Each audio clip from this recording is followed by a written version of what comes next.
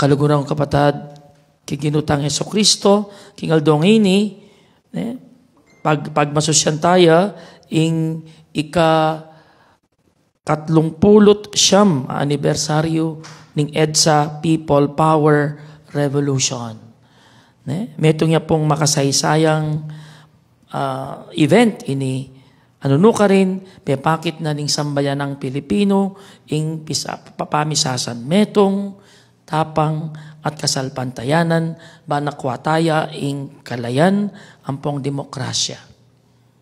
Kimpong pamigunam tamo, karing pamamasa ang hiningal dong iti, iba't laking libro ng Sirach at ing Ebanghelyo ng San Marcos, dimdam tamo, numakanano ing aral at tuturunan ning apong Ginoo kay katamo. Tuturunan kay katamo, number 1, ing pamagtiwala king Dios. Kadua, kababanlob, at katlo, tune kasuyuan. Tune kasuyuan. King mo munang pamamasa, iba't kilibro ng Sirach, papaganakanak kay katamo, ing pamanuki king Dios, eya makanta kalagwa. Ing pamanuki king Dios, eya makanta kakalagwa. Anako nga na sumuyo ka king apong Ginoo, miadya ka king pagsubok. Pagsadyan mo, ing kapagsubukan. Tuturo na katamo na maging matatag at tapat, lalo na king panahon ng kasakitan at pagsubok. Dahil pagsubok ka rin ela po parusa. Iba't king apong Ginoo, pamikatagon la, bang lalo tayang patatagan, ing kaya katang kasalpantayanan, at ing kaya katang pangatao. Tulad na kakawangis na mo ning ginto, sasalab da o padalanan da kingapi, bang kanita mikapormaya, makanyan mo naman ning malalyari kaya katamo. Pinapadalisay, kapamilatan ning hamon ning biye. Dadalisaya ing kaya katamo, biye, kapamilatan nining kapagsubukan arete. Kisumangi king libutad da rin awsan nakatamong magtiwala king Dios. Uling ya, maganakaya. Uling ya, pagkatiwalan me. Ti Ebanghelyo naman, dimdam taya, ing Ebanghelyo ng San Marcos, ano ka rin tuturuno ng ginutang Jesucristo, ding kayang alagad, tungkol king tune kabaldugan, ning pamaging dakila, king kayariana, ning apong Ginoo. Kabaka nung maglakbela, apansin na ng ginuing medyo may pag-argue laking metong at metong. Nagtatalo-talo sila. Ila-ila. Nung ninuing peka, dakila. Peka marangal.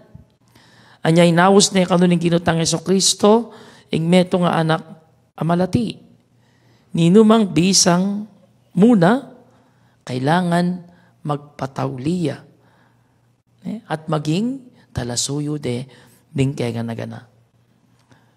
Baka dito ipakit na yung masala, ining buri na sabihan ni nga pong Ginoo, nga kupimpunan din kinangwaya, o pepapuntaning metong anak kamalati. At sinabi na, ninumang tatanggap, kimpe kamalating anak kay ni, para kanako, yako yung tatanggapan na. Papakit na kaya katamo, na yung tune, pamaging marangal, at yuking kababanlob, pamanyuyo, at lalo na karetang alangupaya, at tuturing ng mababa ning lipunan. Ding aral la reni, ila puring malalam ang ugnena, sila ang malalim na kaugnayan, king diwa ning EDSA People Power Revolution. Balo rin yung kayabe ko kaya nikiradyo nung balo depay ni 1986. Pero ting may itong makibalo nung kapilan nini. Kasi dalaga na kanitang 1986. Anyway, so ining People Power Revolution na inya yung 1986. Inyang panahon na ita, lagi namit puwersa, violence, ding tao para kwade nga usandang pamagbayo. Yung gewada, instead na gawa lang puwersa, ginamit ting kababanlub, tiwala kingapong Ginoo at pamisasan metong. Misaup-saup laring balang metong.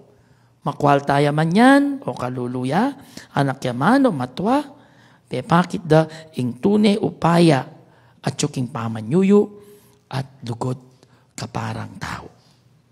Kabang gaganakan taya po ing makasaysayang event ay ni, sana magsilbiya pong paganakay ni, lalo na karing kay katang new generation, karing kayanakan ngeni, karetang ang kupinan din nalapan niyang 1986 at may kadinarabaro na anong malalyari.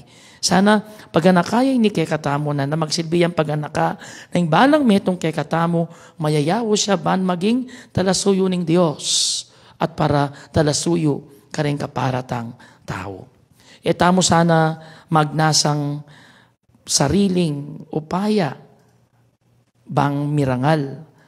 Kailangan sikapan tamong sumuyong mitmong kababanlub.